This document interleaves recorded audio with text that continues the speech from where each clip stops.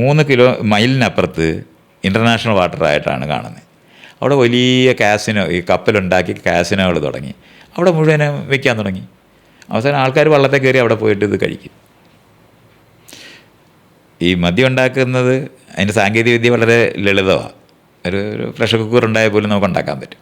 അപ്പോൾ പണ്ടാണെന്നുണ്ടെങ്കിൽ 2 കുടം വെച്ചിട്ട് ചെയ്തിരുന്ന സാധനമാണ്. അപ്പോൾ ഈ വളരെ സിമ്പിളായിട്ട് ചെയ്യാൻ പറ്റുന്നൊരു സാധനം കൂടെ ആകുമ്പോൾ നിരോധിച്ച് കഴിഞ്ഞാൽ എല്ലാ വീട്ടിലും കടയിലും എല്ലായിടും ഉണ്ടാക്കാൻ തുടങ്ങി. വീടുകളിൽ മുഴുവനും ഉണ്ടാക്കുന്ന സ്ഥലമായിട്ട് അമേരിക്ക മാറിപ്പോയി ഈ 13 വർഷം കൊണ്ട്. ആകെ അവിടെ നിന്ന് ഉണ്ടായതെന്ന് പറഞ്ഞാൽ മാഫിയ സംഘം ഉണ്ടാകുക എന്നുള്ളത്. നമ്മളിന്ന് മാഫിയ എന്നുള്ള വാക്കുണ്ടായത് അപ്പോഴാണ്. ദരിദ്രരായ ആൾക്കാരും ജീവിക്കാൻ മറ്റ് മാർഗം പെട്ടെന്ന് ഇല്ലാതായി പോകുന്നവരും എല്ലാം പെട്ടെന്ന് പണം ഉണ്ടാക്കാനായിട്ട് ഇത്തരത്തിലുള്ള കാര്യത്തിലേക്ക് പോകും. അത് വരാതിരിക്കാനാണ് അങ്ങനത്തെ നിരോധനങ്ങളുടെ യുക്തി വേണ്ട എന്ന് പറയുന്നത്. അല്ല, ഇത് എല്ലാവരും കൂടെ ഉപയോഗിക്കാനല്ല ഈ പറയുന്നത്.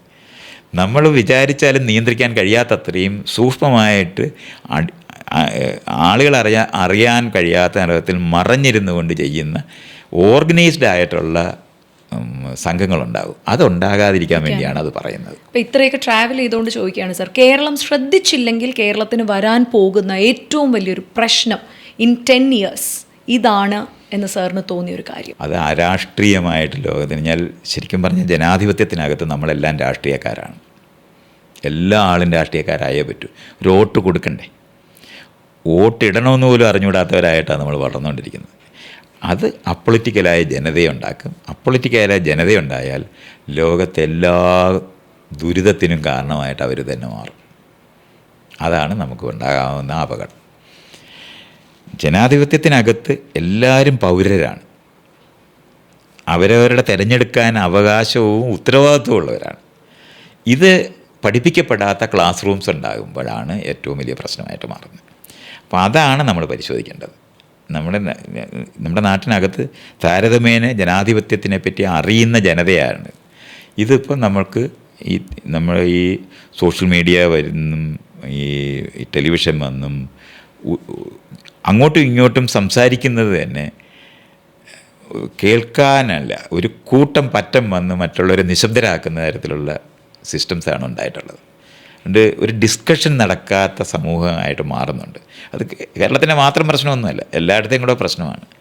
ഇൻ്റർനെറ്റ് വലിയതായി തുറന്നു തരുമ്പോഴും ഈ തരത്തിൽ വളരെ മാനിപ്പുലേറ്റ് ചെയ്യാൻ പറ്റുന്ന ഒരു വശം അതിനകത്തുണ്ട്. എന്നാൽ ഈ സോഷ്യൽ മീഡിയയിൽ നമ്മൾ കാണും പല ഇൻഫ്ലുവൻസേഴ്സിൻ്റെയും ജീവിതം കണ്ടിട്ട് നമ്മുടെ അടുത്തൊരു തലമുറ ഭയങ്കരമായിട്ടും ഇൻഫ്ലുവൻസ്ഡ് ആകുന്നതായിട്ട് സാറിന് തോന്നുന്നുണ്ട്. ഇപ്പോൾ സിനിമയിൽ അത് ഇന്ന് സിനിമയുടെ കാര്യത്തിനകത്തോ ഇൻഫ്ലുവൻസേഴ്സ്, പണ്ട് ഈ രാഷ്ട്രീയ പ്രവർത്തകരെന്ന് പറയുന്നവർ അല്ലെങ്കിൽ സ്പിരിച്വൽ ആയ ആൾക്കാർ പറയുന്നവരെല്ലാം ഇതേ ഇൻഫ്ലുവൻസേഴ്സാണ്.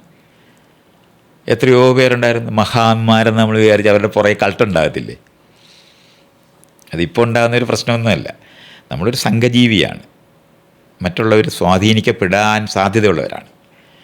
മനസ്സ് എന്ന് പറഞ്ഞാൽ നമ്മൾ ഭാഷാപരമായിട്ട് നമുക്കൊരു ആന്തരിക ലോകം രൂപപ്പെടാനുള്ളവരാണ്. ഇതുകൊണ്ട് ആശയപരമായിട്ടുള്ള ഏത് സാധനവും നമ്മളെല്ലാം സ്വാധീനിക്കും. അപ്പോൾ ഇൻഫ്ലുവൻസേഴ്സിൻ്റെ എണ്ണം കൂടി എന്ന് പറയുന്നതാണ് ഉണ്ടായിരുന്നത്, അല്ല പണ്ടില്ലാത്തതല്ല. കോടിക്കണക്കിന് ഫോളോവേഴ്സ് ഉണ്ടായിരുന്ന ആൾക്കാരല്ലയോ മഹാന്മാരല്ല. ഗാന്ധിയെ പോലൊരു ഇൻഫ്ലുവൻസർ ആ സമയത്ത് ആരാ ഉള്ളത്? ആൾക്കാരൊക്കെ ഒരു കാര്യമില്ലാതെ വെജിറ്റേറിയനൊക്കെ ആയില്ലേ. നല്ല തുണിയൊന്നും മേടിച്ച് ഇടാനും പറ്റാതായി പോയിട്ടില്ലേ. അപ്പോൾ അതൊക്കെ നമ്മൾ അങ്ങനെ ആലോചിക്കണം. അപ്പോൾ അതുകൊണ്ട് ഇൻഫ്ലുവൻസേഴ്സ് ഇല്ലാതിരുന്ന കാലമൊന്നും ലോകത്തില്ല മനുഷ്യർക്ക്. ഹിറ്റ്ലറെ പോലെ ഇൻഫ്ലുവൻസ് ചെയ്ത ഒരാൾ ജർമ്മനിയിലുണ്ടായിരുന്നുണ്ട്. ഈ കമ്മ്യൂണിസ്റ്റ് രാഷ്ട്രങ്ങളിലെല്ലാം ഇതുപോലുള്ള ആൾക്കാരുണ്ടായിട്ടുണ്ട്.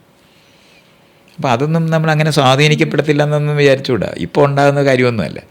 ഇപ്പം പണ്ടാണെങ്കിൽ അപ്പർ ക്ലാസ്സിലുള്ള ഇത്തരത്തിലുള്ള ചില മഹാന്മാരും മിടുക്കന്മാരും ആയിരുന്നു മറ്റുള്ളവരെല്ലാം ഇൻഫ്ലുവൻസ് ചെയ്തിരുന്നത്. അതിന് പകരം സാധാരണക്കാർ മറ്റുള്ളവരെ ആകർഷിക്കുമ്പോഴാണ് ഇപ്പോൾ ഈ ഒരു കംപ്ലൈൻ്റൊക്കെ പറയുന്നത്. അത് അപ്പോൾ മാത്രമാണ് ഇൻഫ്ലുവൻസേഴ്സ് അത്ര നല്ലതല്ല എന്ന് പറയുന്നത്. അല്ല, മോഹൻലാലിന് ഇത്രയും സ്വാധീനമാണ്, ഫാൻസ് ഉണ്ടാകുന്നു, മമ്മൂട്ടിക്ക് ഉണ്ടാകുമ്പോൾ ഒരു വഴക്കുമില്ല. പക്ഷേ സോഷ്യൽ മീഡിയയ്ക്കകത്ത് ഒരു പാവം പിടിച്ച ഒരുത്തൻ 50,000 പേര് ഉണ്ടായ മഹാമോശമാണെന്ന് പറയുന്ന യുക്തിയേ ഉള്ളൂ. ഇപ്പോൾ തമിഴ്നാട്ടിലോട്ട് നോക്കിയാൽ പോരെ, വിജയൊക്കെ ഇറങ്ങി നിന്നിട്ട് അവിടെ 10-40 പേര് ചത്തുപോയില്ലേ? ആണ് സാർ. അപ്പോൾ അതിനെപ്പറ്റിയൊക്കെ ഈ പാവം പിടിച്ച ഈ സോഷ്യൽ മീഡിയയിലിരിക്കുന്ന ആരെങ്കിലും ചെയ്തോ? ഇല്ല, അത്രയില്ല. അപ്പോൾ അതുകൊണ്ടാണ് മാക്സിമം ഒരു സബ്സ്ക്രിപ്ഷൻ അപ്പോൾ തുടങ്ങുന്നതേ ഉള്ളൂ അപ്പോൾ ഒരു പാവം പിടിച്ച മനുഷ്യന്മാർ ഇച്ചിരി ആൾക്കൂട്ടത്തിന് ഉണ്ടാക്കിയെന്നുള്ളതിൻ്റെ അസൂയ മാത്രം അത് അങ്ങനെ കണ്ടാൽ മതി. ശരി, അപ്പം നമ്മളൊക്കെ ഇപ്പം ഫോളോ ചെയ്യുന്ന നമ്മുടെ കുട്ടികളൊക്കെ ബെഞ്ചിങ് ഒക്കെ എത്രയോ വർഷങ്ങൾക്ക് മുമ്പ് ചെയ്ത് കളഞ്ഞ ആളാണ് സാറൊക്കെ. അപ്പോൾ സാർ ഇത് പറഞ്ഞു, സാറിൻ്റെ ഇതുവരെയുള്ള ലൈഫിൽ ഏറ്റവും നീണ്ടു നിന്ന് അങ്ങനത്തെ ഒരു ബ്യൂട്ടിഫുൾ പ്രണയം ഏതായിരിക്കും? അതിപ്പോഴും ജയശ്രീയായിട്ട് തന്നെയായിരുന്നു. കണ്ട് ഞങ്ങൾക്ക് അത്രയും 10-16 വർഷം കുട്ടിയെ വളർത്തുന്ന പണി തൊട്ട് മാത്രമല്ല, ഞങ്ങൾ അത്രയും പാടുപെട്ട് ഡേറ്റ് ചെയ്ത് കണ്ടുപിടിച്ച ഒരാളാണ്. ജയശ്രീയായിട്ടുള്ള റിലേഷൻഷിപ്പാണ് ഏറ്റവും ലോങ് ആയിട്ടുള്ളതും. ഇന്നും പ്രണയം പഴയതുപോലില്ല, പക്ഷേ സൗഹൃദം തുടരുന്ന ബന്ധമായിട്ട് ഇന്നും തുടരുന്നുണ്ട്. അതുകൊണ്ട് അതാണ് ഏറ്റവും ശക്തവും വ്യക്തവുമായിട്ട് വന്നിട്ടുള്ളത്. അതേ സമയത്ത് ഞാനൊരു 7-8 പേരുമായിട്ട് പ്രണയബന്ധങ്ങളുണ്ടായിട്ടുണ്ട്. അത് ചിലരൊക്കെ 5-6 വർഷം വരെയൊക്കെ പോയിട്ടുണ്ട്. എന്നാലും നീണ്ട് കമ്മിറ്റഡായിട്ടൊരു ബന്ധം സൂക്ഷ്മമായിട്ട് എല്ലാ തരത്തിലും ഇൻ്റലക്ച്വലായിട്ടും ഒക്കെ ഞങ്ങൾക്ക് ഇന്നും ഞങ്ങൾക്ക് രണ്ടുപേരുടെയും സൗഹൃദം ഇപ്പോഴും ഒരാളോട് എന്താ പറയണ്ടേ, എനിക്ക് പ്രൂവ് ചെയ്യാതെ ചെല്ലാൻ പറ്റുന്ന ഞാൻ ഒരാളായിട്ട് ഇന്നും ജയശ്രീ തുടരുന്നുണ്ട്. എന്നാലും ഇത്രയും 7-8 പ്രണയബന്ധങ്ങൾ വളരെ മനോഹരമായിട്ട് ഉണ്ടായിരുന്നു എന്ന് സാർ പറഞ്ഞപ്പോൾ, ഇതൊക്കെ ഒരു എൻഡ് പോയിന്റിൽ എത്തുന്നത് ഏത് നിമിഷത്തിലാണ് സാർ? അല്ലെങ്കിൽ അതിനൊരു വ്യക്തമായ കാരണം ഉണ്ടാവുമല്ലോ? പ്രത്യേകിച്ച് അങ്ങനെയല്ല, നമ്മൾ ഈ പ്രണയിക്കുന്നത് പോലെ തന്നെയാണ് അതിങ്ങനെ ഒരുങ്ങി വരിക ചെയ്യുന്നത്. വസന്തം വരുന്നത് എങ്ങനെയാണ് എന്ന് ചോദിക്കുന്നതല്ല, നിങ്ങളിപ്പോൾ അത് ചോദിക്കുമ്പോൾ ഇതിലേതാണ് എന്നുള്ളതാണ്. നമ്മളതിനകത്ത് പല കാരണങ്ങൾ വരുമ്പോൾ അതെല്ലാം കൂടെ ഒന്നിച്ച് കൂടുമ്പോഴാണ് ഒരു എന്താ പറയുക എമർജൻ്റ് ആയിട്ട് നമ്മൾ ആ സമയത്താണ് പല ഘടകങ്ങൾ ചേരുമ്പോഴായിരിക്കും ഒരു കാര്യം സംഭവിക്കുന്നത്. പണ്ടൊക്കെ ആൾക്കാർ പറയും കാരണം കാര്യം എന്നാണ് പറയുന്നത്. അങ്ങനല്ല, കാരണങ്ങളും കാര്യവുമാണുള്ളത്.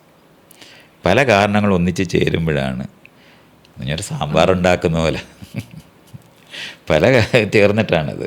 അല്ല അതിനകത്ത് വഴുതനങ്ങയാണ് നല്ലത്, വെണ്ടയ്ക്കയാണ് നല്ലത്, അല്ല മുരിങ്ങയ്ക്കയാണ് നല്ലതെന്നല്ലല്ലോ, അതിൻ്റെ ചേരുവയിലാണുള്ളത്. ഇതുപോലെ പല കാര്യങ്ങൾ ചേർന്ന് ഇണങ്ങി വരുമ്പോഴാണ് പ്രണയം ശരിക്കും പറഞ്ഞ പുഷ്പിക്കുന്നത്. അത് കുറേ ദിവസം ഞാൻ ഒരു പൂവിൻ്റെ കാര്യമൊക്കെ എടുത്താൽ 2-3 ദിവസം അല്ലെങ്കിൽ ഒരു നൈറ്റ് മാത്രം നിന്ന് പോകുന്നതുകൊണ്ട്